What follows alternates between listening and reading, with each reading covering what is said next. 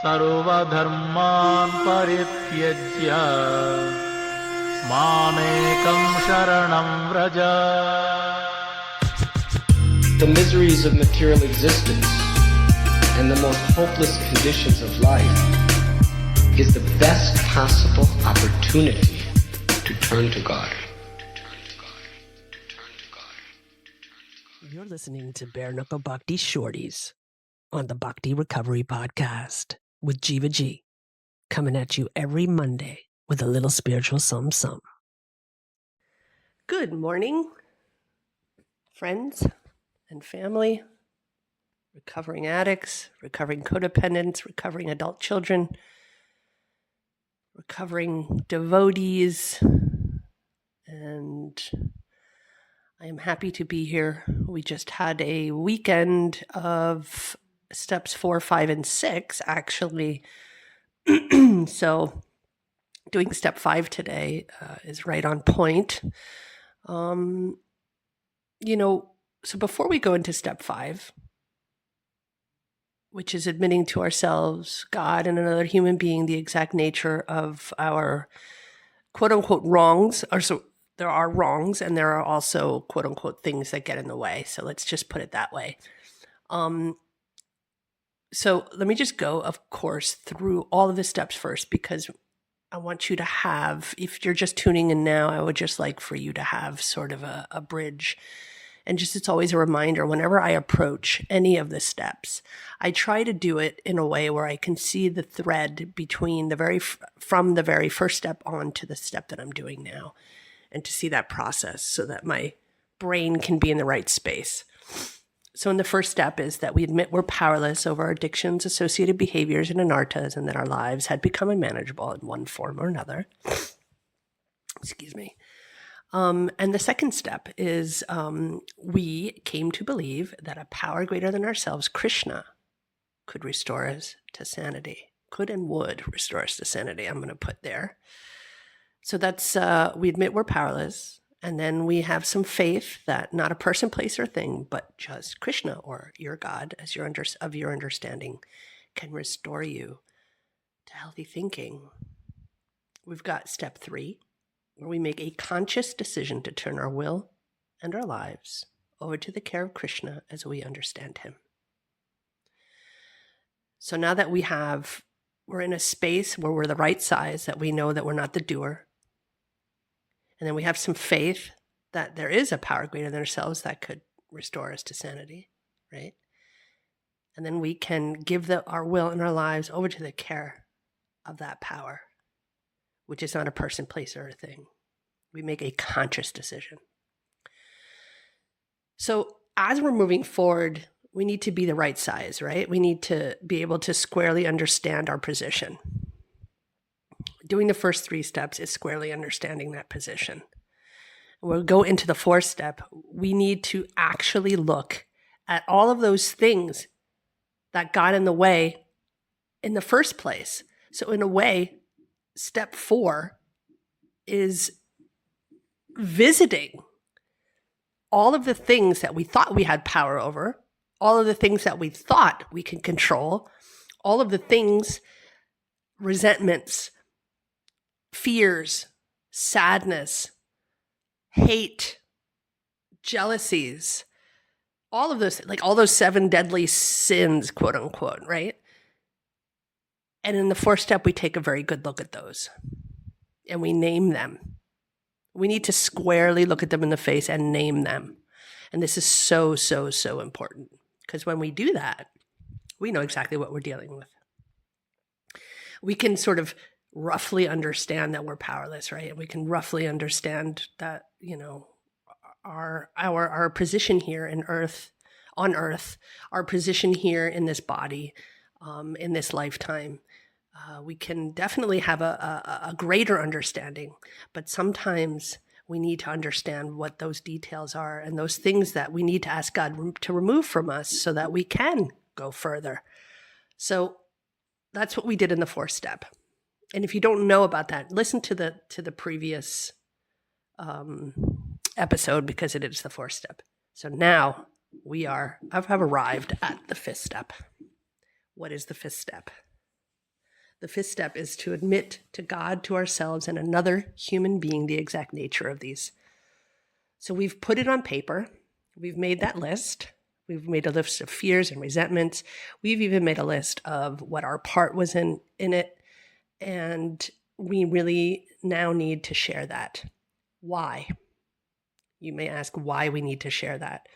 And it's really important to understand this. Because now that we have admitted we're powerless and all of that stuff that I just went through, exposing ourselves and bringing light onto the secrets that we kept for so long is an integral, huge part of this process. Because it helps to crush the pride, the shame, the blame, the resentment, the fear.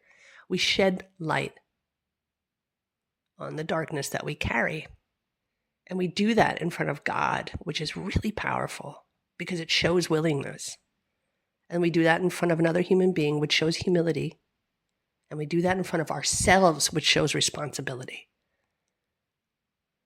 So important.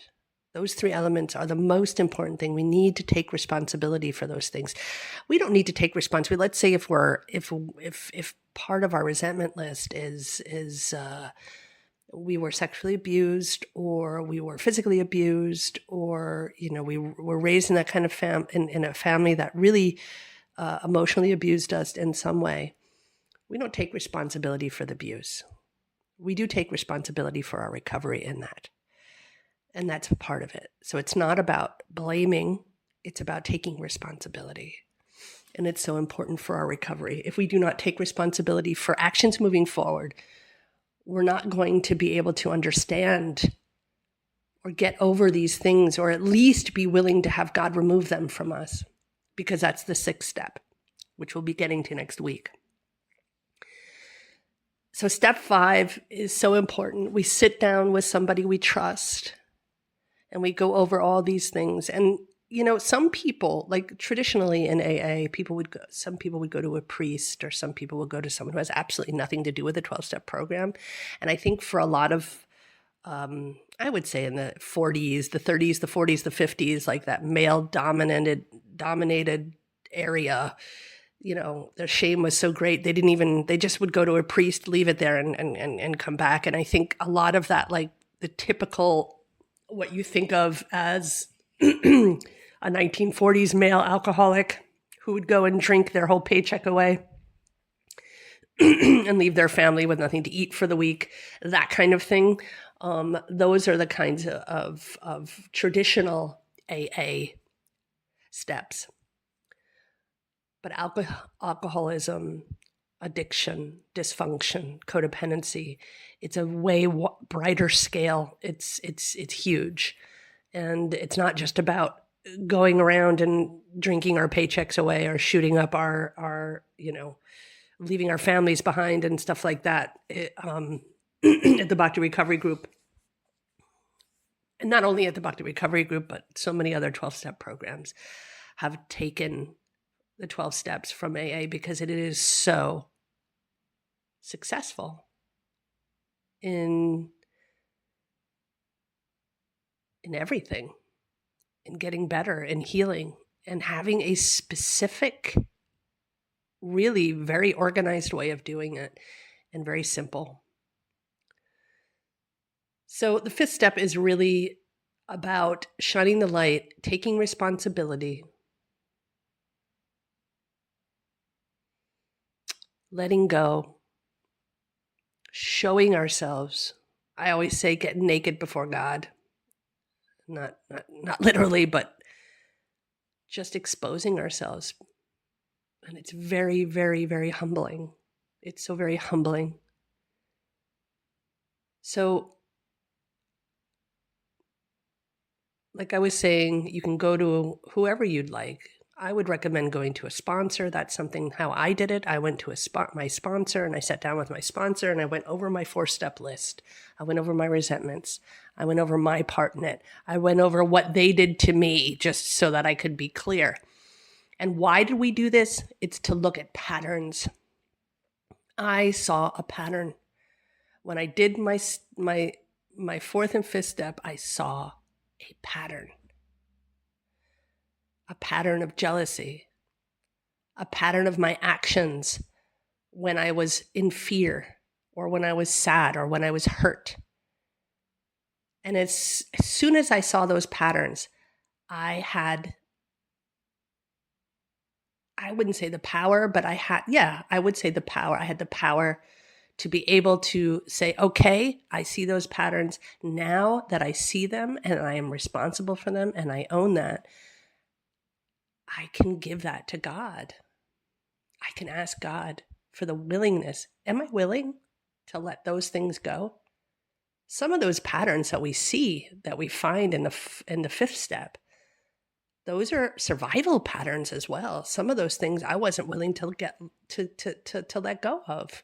And that's okay. This is not a one and done, people. It's just not a one and done. The most important thing is that we're willing. I'm going to say right here and right now, I still have one pattern, one thing that's so shameful for me, and that is showing weakness. It's still something I'm not willing to completely let go of because I was shown in life, and that's just the way it is. That's how I got to leave it there. I can't struggle with it. It is what it is. I've let go of so many things. I've been willing to have so many things removed, but this particular one, showing weakness in front of others, showing sensitivity and weakness, is probably something that is the most difficult for me to grapple with. Why? Because I wasn't safe to show my emotions. I wasn't safe to show frustration. I wasn't safe to show that I was a weak person, not in school, nor at home, nor anywhere else. So I learned from a very young age to protect that part of me, and it's a survival skill. It's gotten a lot better, but it's not gone. Yeah. And you will see, if you do these steps, that there will be those things for you. And that's okay. I've been in the program for 28 years, and I haven't been able to let go of every single thing. And that's normal. It's okay. But to be willing is good. And in order to be willing to do anything, we need to know what that is, right? It's like, okay, do this, but if you don't know what you're supposed to be doing or what you're supposed to be looking at, there's not really much you can do. So, yeah, I guess that's it. We made the inventory, and we share that with ourselves, God, and another human being to get to the right size, to get rid of the shame and the blame, and to take responsibility. All right. I hope that this helps. And this was a kind of a short one, but it was short and sweet. And let's go into the sixth step next week, my friends. I hope you have a great week, and see you soon. Hare Krishna. Thanks for listening. I hope you liked the Monday Shorties. Don't forget to check out our full-length episodes on Thursdays.